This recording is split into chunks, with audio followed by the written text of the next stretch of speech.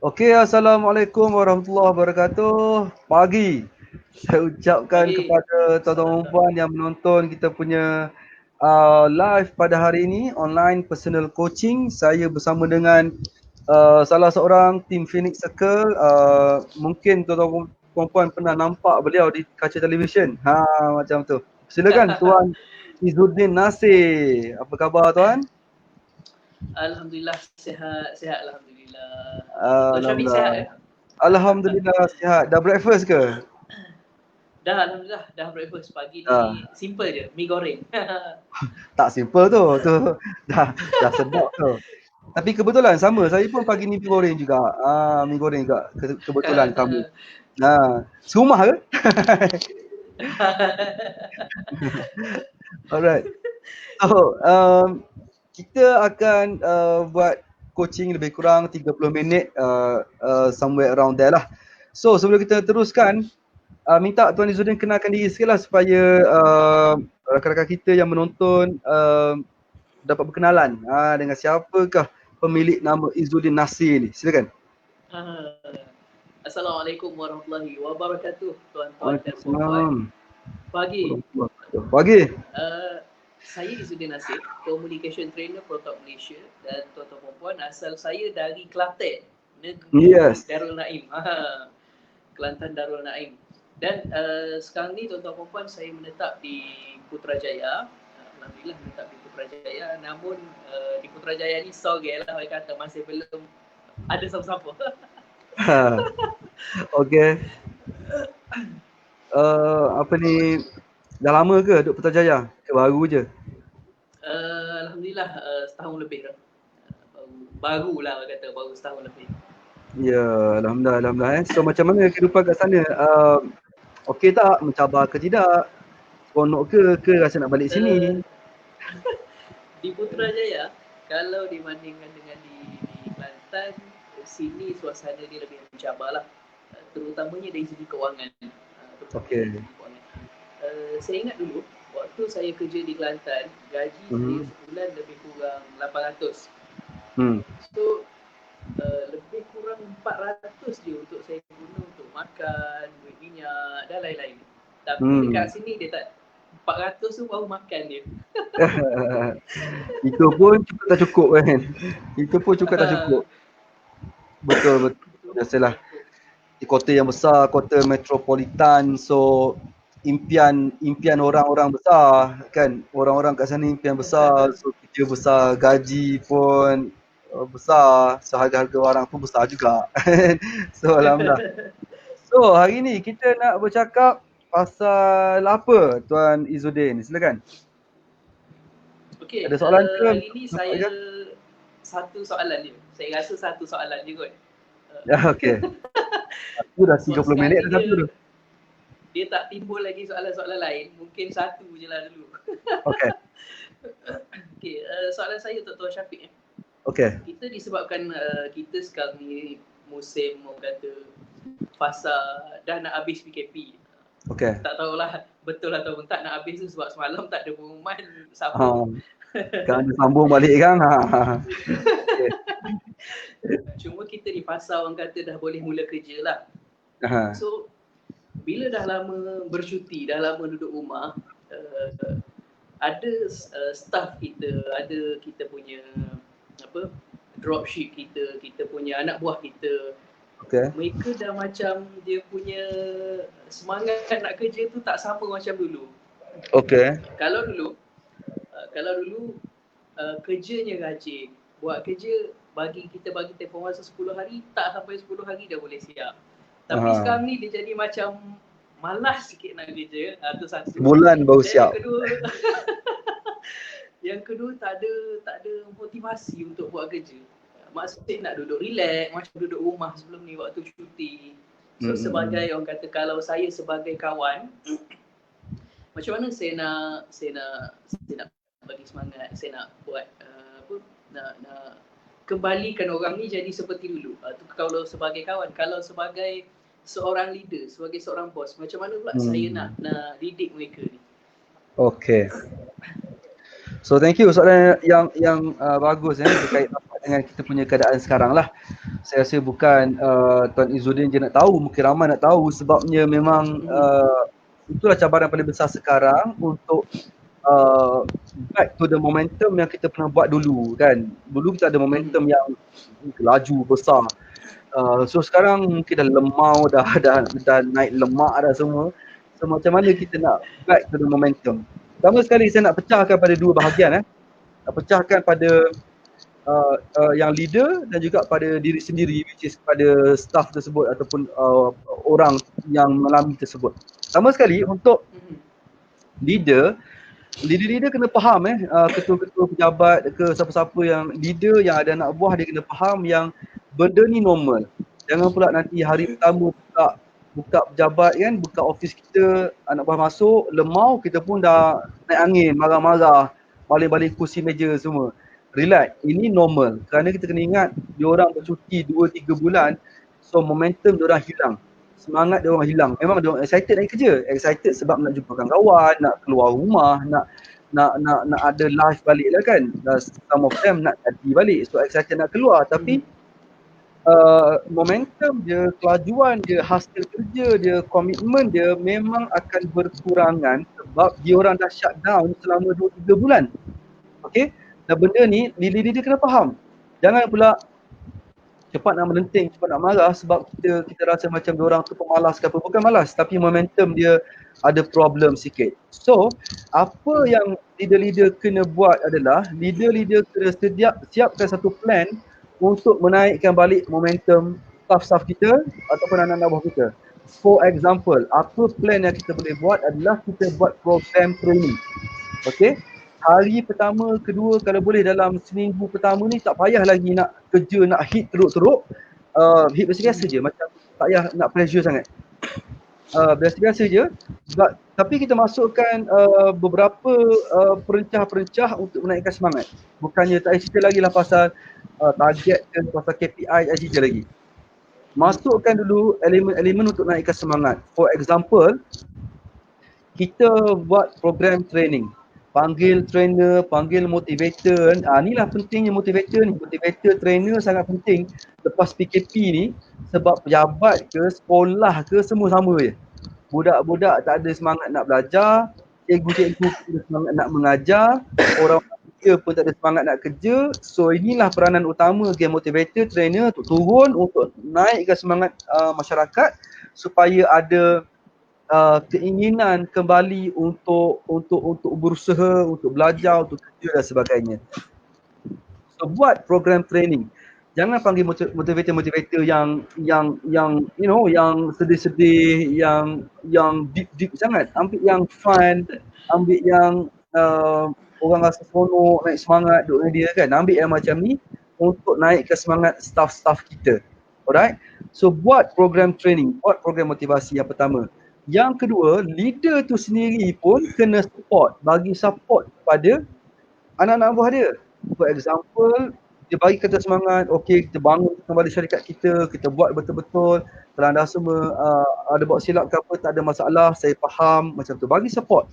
Dan bagi juga support dalam bentuk benda lain, sebagai contoh buat makan-makan, potluck ataupun maybe have fun sikit-sikit, biasa makan lah, buat makan petang-petang sikit pun sebelum balik kerja, balik 5 kan, so 3:30 tu dah 4 dah boleh buat makan-makan sikit, tu pun dah boleh buat anak buah naik semangat, kan, rasa seronok duduk pejabat, rasa pejabat tu hidup dan sebagainya. So ini peranan leader untuk memastikan anak buah dia back on the right momentum. Kalau leader tak mampu buat macam ni, anak buah dia akan down kan. Bukan down apa, bukan dia orang silap ke apa, sebab dah bercuti lama sangat. So, leader-leader kena naikkan semangat dulu. Bila dia orang dah naik semangat, maybe saya cadangkan seminggu cukup dah. Tak payah lama sangat. Kan 1 semester, sebulan buat apa? Kan tak berjalan je pula dapat dulu. Minggu dah cukup dah. After seminggu, barulah buat meeting balik. Minggu pertama tak buat meeting lah. Ni minggu pertama orang tengah pening-pening lalat lagi nak buat meeting lah. Nak buat meeting, nak bincang KPI, bincang target bulan, bincang berapa sale nak buat bulan ni. Sabar dulu, relax dulu. Anak buah kita tingtong lagi, tengah pening kepala, lalat dengan pusing-pusing kat kepala tu. Bagi masa diorang adapt kejap dengan pejabat, seminggu ni bagi masa diorang untuk have fun, untuk ada momentum. Minggu depan call for meeting untuk bincang KPI, bincang sale, bincang marketing. Silakan, tak ada masalah. Minggu pertama relax tu. Itu yang leader kena buat. Yang kedua, apa yang anak buah tu kena buat? Apa yang anak buah tu kena buat, dia kena ingat balik tanggungjawab dia, dia kena ingat balik misi dan visi dia.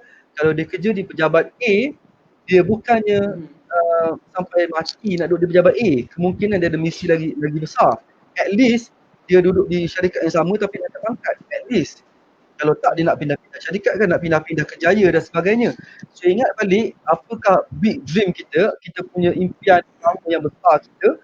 So kita kena ingat kalau kita lemau, kalau kita slow, kita susah nak mencapai impian terbesar kita tersebut. So ini melibatkan pemahaman, melibatkan spiritual, dalaman, supaya kita dapat memotivasikan diri sendiri yang aku ada impian yang besar untuk bahagiakan mak ayah aku, untuk bahagiakan keluarga aku, masyarakat. So I cannot be macam slow, macam down, tak boleh. Kena terus berusaha. Anak-anak buah ni juga, dia kena cari jalan untuk menaikkan semangat diri sendiri. You know, orang berjaya, dia tak boleh harapkan asyik orang lain aja nak naikkan semangat dia. Kan? Kalau dia down, bos dia yang kena pujuk dia. Memanglah as a boss, kita akan pujuk juga. Tetapi as orang berjaya, anak buah tu sendiri, kalaulah bos dia tak ada, kalaulah motivator tak ada, dia sendiri pun kena cari jalan untuk naikkan semangat dia. Maybe dia kena pergi, pergi pantai, ataupun pergi shopping, ataupun jumpa kawan-kawan, ataupun makan-makan dengan member. So do something untuk naikkan semangat diri sendiri supaya kita boleh tak payah tunggu orang, tak payah tunggu bos, tak payah tunggu motivator. Kita bila-bila masa je kita boleh just switch macam tu, naik semangat diri kita sendiri. So that is what we have to do. And of course dia melibatkan benda spiritual dan juga benda-benda material dekat luar ni.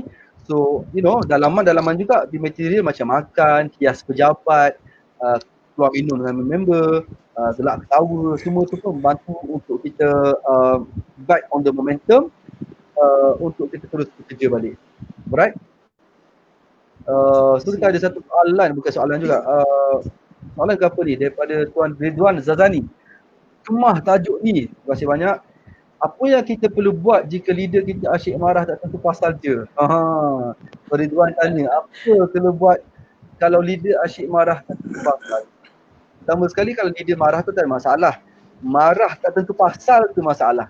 Okay? Leader yang jenis marah tak tentu pasal, senang cerita bagi saya, dia tak ada leadership quality lah. Kerana seorang leader, dia kena tenang. Dia kena jadi observant, dia kena memahati, analisis kan.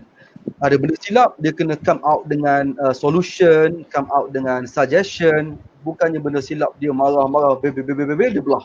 Itu bukan leader, itu Makcik Kiah boleh buat tu. Itu Makcik Kiah kampung-kampung boleh buat.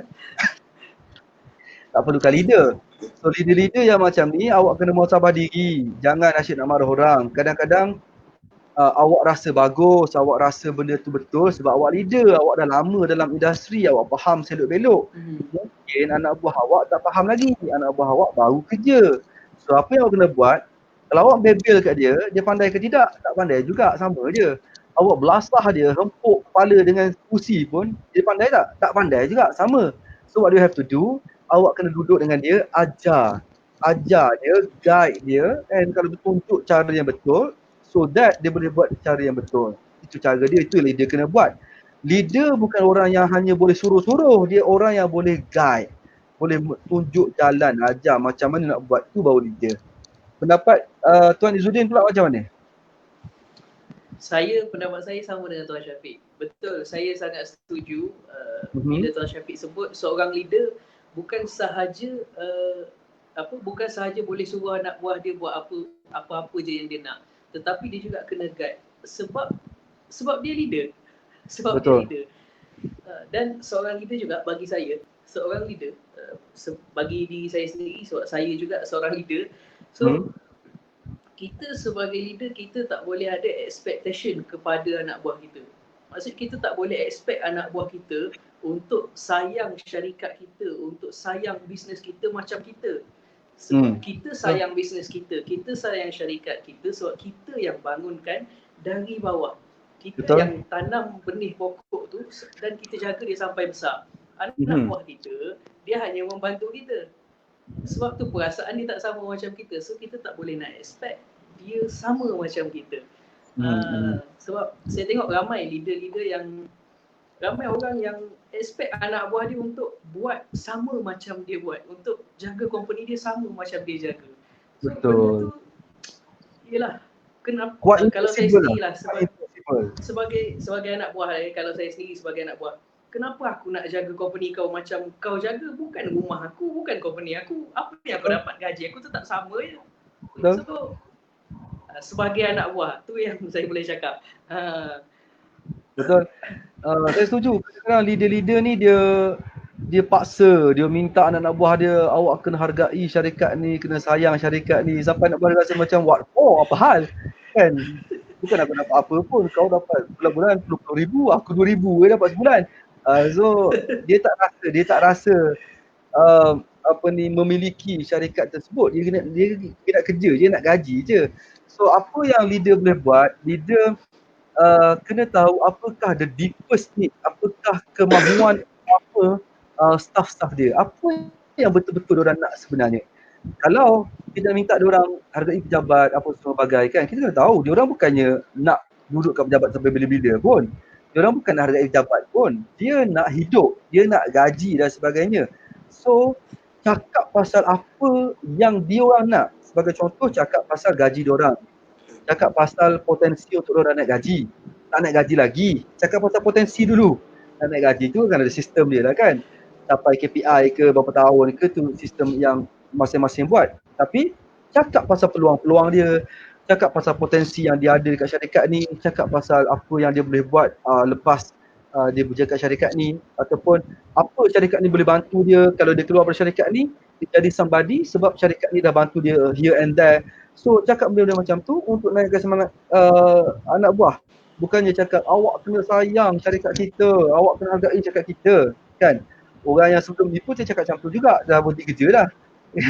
So kita kena back to reality lah. Nak cakap boleh tapi kena back to reality. Saya sendiri pun ada join NGO dulu. NGO ni dia selalu minta kita orang ni untuk hargai, sayangi syarikat NGO tersebut, dan NGO tersebut tak bagi apa-apa dia orang. Dia bagi sikit-sikit je macam NGO tersebut, you know, NGO bukannya syarikat. Kalau syarikat bagi gaji, NGO ni orang apa ni ikhlas pergi kan, orang ikhlas pergi volunteer nak pergi. So sepatutnya terdapat something back lagi bagus, especially benda-benda yang memang NGO tu boleh bagi. Kalau yang tak boleh bagi tu nak macam mana? Sebagai contoh, bagi sertifikat kan, kita dah tolong dia mungkin buat program kat sana sini semua kan. So NGO ni kalau sertifikat, kami beriktiraf Syafiq Fazli sebagai trainer utama NGO dalam apa-apa semua. At least modal berapa sen? 50% je modal dia. Dakwat sikit, kertas sijil sikit, cikal-cikal buat apa. Tapi sijil tu kita boleh guna untuk career kita. Betul tak? Betul. Guna untuk career kita, untuk kita buat proposal, untuk kita pergi apa-apa, guna sijil tersebut. Dan benda tersebut tak membebankan pun. So sepatutnya NGO tersebut, dia boleh cari jalan untuk bagi something kepada anak-anak buah dia, supaya anak-anak buah dia boleh gunakan benda tu. Anak-anak buah dia nak gunakan NGO untuk dapatkan duit gaji, memang tak dah, nama lagi NGO. Kita pergi pun bukan nak gaji. Tapi kita kena ingat anak buah kita ni nak gaji, dia kena kerja, dia kena cari pendapatan. So at least NGO tu boleh bagi something supaya anak buah kita senang mencari kerja, senang dapatkan pendapatan di luar sana. Tapi bila NGO tu tak bagi, ramai di kalangan ahli-ahli NGO tu yang keluar, yang quit sebabnya bukan setakat tak dapat apa-apa tu tak ada masalah lah, kita pun pergi ikhlas untuk NGO. Tapi dipergunakan disuruh ke sana, ke sini dan sebagainya tanpa bagi appreciation. Kadang-kadang kita nak appreciation je, okay? Hargai yang kita penat buat kerja semua, at least cakap terima kasih banyak-banyak pun dah cukup dah. Tapi kalau tak bagi appreciation apa-apa, kenapa orang nak kena sayang NGO tersebut, kenapa orang nak kena sayang syarikat tersebut kalau kita tak dapat apa-apa, especially tak dapat apa yang kita nak daripadanya. Okay, saya setuju dengan pendapat Tuan Din tu. So kenal pasti anak buah kita apa yang dia nak sebenarnya, touch on that, insyaAllah kita boleh menaikkan semangat anak buah kita untuk kerja lagi bagus. Kita ada satu lagi komen daripada seorang DJ yang terkenal ni, Farid Noor, DJ Farid. Pernah jadi DJ Hot FM, pernah apa lagi yang Cool FM pernah, Sinar ke Suria FM pernah, I think Suria FM. Dia kata kemah tajuk salam dari Demit Kelantan. Kita ada apa ni, DJ kita pun menonton kita punya live pada pagi ni. Alhamdulillah, terima kasih banyak. Apa khabar orang Demit? Okey tak okey, zona hijau tu boleh keluar ke tidak? Gitu. Alhamdulillah. So Din, apa lagi kita nak borak hari ni? Apa lagi yang saya boleh bantu dalam coaching ke, training ke, motivation ke? Saya ada satu lagi saya baru terfikir. Sebelum PKP, maksudnya bulan 1, bulan 2 tahun lepas. So kebiasaannya saya di Putrajaya 5 hari saya bekerja, 2 hari kebiasaan saya akan berprogram. Kebiasaan ini dengan Protok Malaysia lah. So saya akan balik Kelantan. Maksudnya saya dah ada jadual yang satu schedule yang orang kata yang tetap. So bila PKP, bila awal-awal PKP itu kena work from home, saya cuba tukar jadual. Waktu kerja apa semua sekali dengan waktu tu ada training online. So saya boleh adapt lagi. Tapi bila dah lepas PKP, dia jadi macam sebab dia berubah-ubah suasana, berubah-ubah time frame masa tu. Saya jadi macam kadang-kadang lost gak. Sampai satu masa sampai satu tahap dia jadi macam malas ni nak buat apa-apa hari ni, duduk depan laptop tengok cerita sampai pagi sampai petang ni.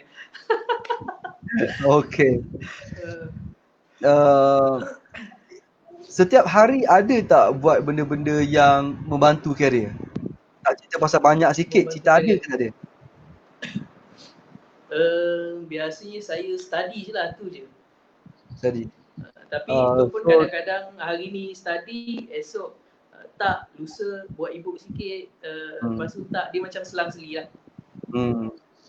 So basically Tuan Izzuddin sekarang makin pandai lah. Makin pandai maksud dari segi makin pandai lah study kan. Study benda baru makin pandai lah kan. Betul? Betul. InsyaAllah. So orang tahu tak makin pandai? Ke tuan je tahu? Tak adalah bagi tahu orang. Itulah yang saya cakap bantu karier. Jadi pandai, dia tak bantu karier, dia bantu Tuan Izzuddin seorang je. Bantu karier ni adalah kita kena improve something walaupun kecil terhadap karier kita. For example, benda paling senang tuan boleh buat adalah tuan baca something menarik, post kat Facebook. Kan? Kadang-kadang kita baca 2-3 perenggan buku tu menarik, bukan semua pun yang point, sikit je pointnya, tapi huraian dia panjang. Ambil point tu, post di Facebook. Nak lagi gempak, buku point di Facebook dan tulis quote sikit siapa penulis dia, buku apa, tahun berapa. Maknanya di samping tuan pandai, tuan juga buat orang lain pandai, tuan juga mempromosikan apa yang tuan buat, which is training, communication dan sebagainya. Sebab kalau kita tak share, orang tak tahu. So orang tak akan cakap, dia tu pandai tu. Mana kau tahu? Oh dia baca buku. Mana kau tahu? Aku tahu gitu-gitu je lah. Tak boleh. Kita kena share. Bila kita share, orang akan tahu. Pasal apa? Bukan nak tunjuk pandai. Tetapi dalam industri training, orang hanya nak dengar 8 orang pandai. Okay? Kalau orang tu tak pandai, buat apa dia jemput dia bagi ceramah? Dia pun tak pandai lagi tu daripada kita. Masalahnya penceramah tu pandai, cuma orang tak tahu. So what you can do, dah study, dah baca buku tiap hari kan, bagus, share lah sikit dalam Facebook ke, dalam Instagram, buat video sikit ke, ambil kamera and buat video. Assalamualaikum guys, hari ni saya nak share something yang saya baca hari ni. Dia kata kalau cakap elok kena gunakan nada macam ni. Best tak best, korang study lah sini macam mana ya, bye. Tu je. Itu cukup dah. At least kita buat something. Tu saya cakap tadi. Tak kira besar, tak kira kecil, tak kira banyak sikit, tapi ada tak buat something untuk career setiap hari. Kalau ada, insya-Allah on the right track. Kalau tak ada, kena buat sekarang. Bukanlah sekarang, lepas live je lah. I see. Yes. Okay, Samalah juga contoh Tuan Izzuddin tengah survey pakaian dekat website mana-mana untuk pakai masa ceramah kan. Maybe tak nak pakai blazer hitam sebab nampak klise sangat, nak cuba cari blazer merah. Proses mencari tu share kat Facebook. Kita supaya tahu, oh dia ni cari baju untuk career dia. See? Ataupun Tuan Izzuddin beli mikrofon dekat Lazada kan. Share dekat Facebook, beli mikrofon dekat Lazada. So orang nampak yang kita serius dengan career kita. The thing is, memang tuan buat pun selama ni. Memang cari-cari baju kat website pun, memang beli-beli gadget dekat Lazada pun, tapi orang tak tahu. So orang tak nampak yang tuan serius. So apa yang tuan boleh buat, just share je. Bukan nak menunjuk kata aku serius, kau tak serius, kau jahil, bukan macam tu. Jadi nak share apa kita buat. So ada banyak manfaat share. Pertama, membuatkan orang percaya pada kita, ada trust. Yang kedua, maybe kawan-kawan kita pun nak cari benda yang sama, nak buat benda yang sama. So dia dapat belajar daripada apa yang tuan buat, dia pun boleh buat sama juga. So share je. Right? I see. Share je apa yang kita belajar, apa yang kita buat lah masih untuk yang berkaitan dengan career. Berkaitan dengan career, especially, betul. Share je. Sometimes benda tu simple-simple je, cakap-cakap je. Contohnya, tuan tengah nak fikir tajuk untuk copywriting kan. Contohnya nak fikir tajuk untuk program tuan. Tuan nak buat rahsia bercakap macam rahsia bercakap power, ataupun rahsia komunikasi awesome, ataupun teknik komunikasi bombastik gila. So tuan fikir nama mana yang best ni. Daripada fikir seorang, baik ambil 3 nama tu, bubuh je kat Facebook. Korang rasa mana best? So at least kita dapat juga pandangan daripada orang lain. Kan? Dan at least di jarak masa yang kita tengah fikir tu, orang tak nampak kosong. Masa tengah fikir tu, orang boleh komen-komen kat Facebook. So nampak waktu tu bukannya dia ni tak ada kerja, tapi dia tengah fikir tajuk yang sesuai untuk program dia. Itu antara tips yang saya buat. Biasa saya akan post benda-benda best sebelum saya keluar rumah ataupun sebelum saya buat benda yang lama. For example, saya nak drive pergi Kota Baru ke, ataupun saya nak drive pergi KL ke, nak drive pergi Pahang ke, tempat rumah saya kan kat Pahang. Saya akan post benda yang best dekat media sosial. Facebook ke, Instagram ke, video ke, ayat-ayat ke, saya akan post, baru saya drive. Waktu saya drive tu, sejam ke 2 jam ke 4 jam ke saya drive tu, tidaklah kosong saya punya media sosial. Orang akan komen-komen, orang akan fikir yang saya tengah fikirkan something, orang akan fikir saya tengah kerjakan satu projek. Sebabnya saya tinggalkan macam tu je. Bila saya sampai ke destinasi, ke Kota Baru ke Pahang ke, saya buka balik. Maknanya dalam masa sejam, 2 jam dah macam-macam benda berlaku kat situ. Orang komen lah, apa benda lah. So kita dah sejam, 2 jam kita buka balik, orang komen tu boleh baca komen, boleh berinteraksi. So masa tu tak hilang. Masa tak hilang. So the point is, walaupun sebelum PKP kita aktif, sekarang ni kita macam slow sikit, tapi kita kena cari masa untuk buat apa yang baik untuk diri kita, untuk career kita, kena cari masa tersebut. For example, Izzuddin suka tengok movie kan, tadi Izzuddin sebut tengok movie kan. Nak tengok pukul berapa? Nak lepas ni, sekarang pukul berapa ni? Pukul 9.30. So pukul 10 nak tengok movie, satu movie contohnya. So sebelum pukul 10, set dalam otak kita nak post something. Post something dekat Facebook, Instagram, dah siap post, tengok movie. Movie sejam setengah, 2 jam. Lepas 2 jam, dah macam-macam berlaku pada post tersebut. Ada komen, ada nasihat, ada macam-macam. So kita boleh enjoy the result tu. Taklah kata kosong kan, nampak tak skill dia. Faham? Faham. So maksudnya kita sentiasa ada engagement dengan kita punya audience lah ya? Yes. Bukan engagement yang tak ada guna, tapi engagement yang membantu career. Sebagai contoh, katanya nak beli seluar jenama apa, nak beli seluar jenama ni ke ni, tu tak ada kaitan tu tak guna semua tu. Itu boleh lah untuk borak-borak boleh, tapi tak membantu career. Kita pasti boleh bantu career. Sebagai contoh, kat mana nak basuh nak dry cleaning blazer je dekat Putrajaya ni. Orang nampak blazer tu ada kaitan dengan career kita. So kita mementingkan kekemasan, mementingkan kebersihan. Itu pun sesimpel tu pun dah boleh untuk bantu career kita sebenarnya. Faham? Okey. Cuma yang Tuan Syafiq sebut tadi pasal copywriting kan. Saya perasan saya mungkin benda ni dah lama tapi saya baru perasan yang setengah orang, bukan semua orang tapi setengah orang, walaupun kita dah buat copywriting tu bapak power, tapi dia still baca tajuk je, headline je dia baca. Contoh yang saya tengok yang terbaru, berita pasal seorang isteri tinggalkan anak dan suami sebab PUBG.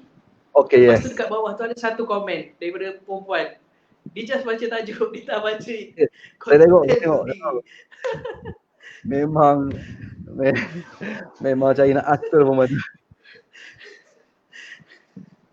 So macam mana kita nak tarik orang, nak tarik perhatian untuk orang baca konten instead of tajuk sahaja. Kalau ikutkan dia tajuk dia tu dah boleh trigger kita untuk kita baca kenapa perempuan ditinggal suami dia. Suami dia main PUBG ke ataupun dia sendiri yang main PUBG kan. Tapi still mereka tak masih ada golongan yang macam ni.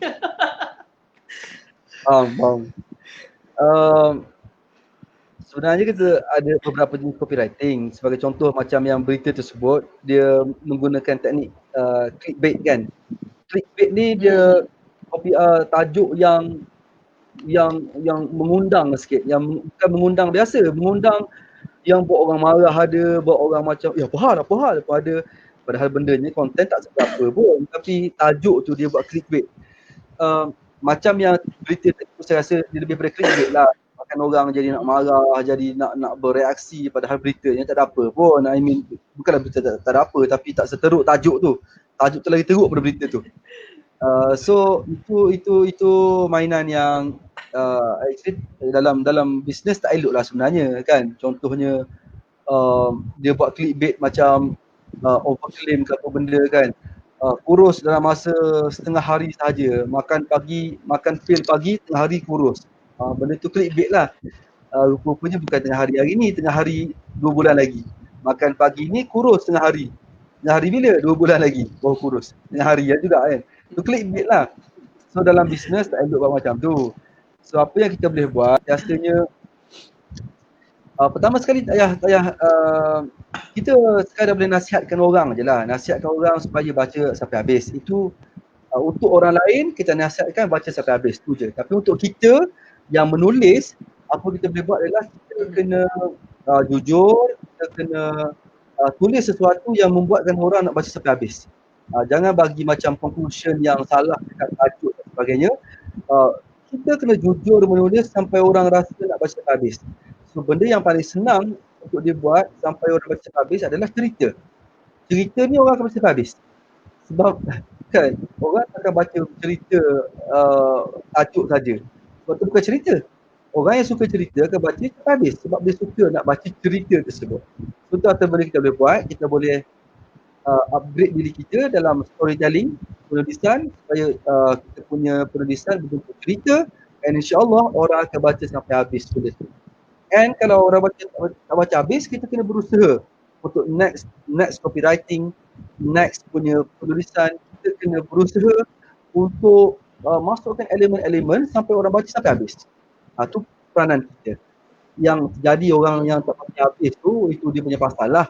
Siapa suka baca habis kan? Kan dah kena kecam. Macam tu. Kan dah kena kecam. Cepat sangat nak buat conclusion. So untuk orang lain kita nasihatkan bacalah sampai habis. Tapi untuk kita kena berusaha untuk buat orang baca sampai habis. Tu sajalah caranya kan. Dia orang tu baca ke tak, akhir sekali terpulang atas orang tu sendiri. Yeah. Kita nasihat berbuih dalam mulut. Sama tak macam yang akar berita palsu semua benda kan.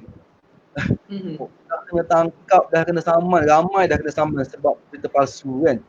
Tapi ada juga orang sebar hari ni sama je. Bukan sebab dia jahat, dia tak jahat. Dia bukan kata aku nak sebarkan berita palsu. Tak. Cuma perangai dia. Dia ni tak tabayun, tak check, tak tanya orang, dapat je, oh ni best ni, bam terus. Itu perangai, sikap. Okay.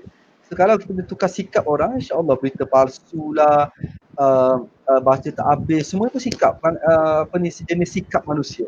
InsyaAllah boleh diatasi. InsyaAllah. Saya rasa tu je lah kot soalan saya untuk hari ni. Saya rasa tu je dulu, insyaAllah. InsyaAllah kalau ada apa-apa lagi, nanti kita boleh berinteraksi lagi. Kita ada dua sesi lagi, jap. 2 sesi ke?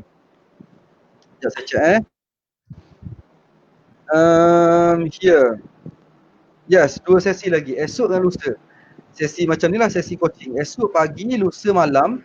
So kalau ada apa-apa soalan lagi boleh komen juga dalam sesi tersebut. Kita akan baca dan jawabkan juga lah dalam sesi-sesi itu.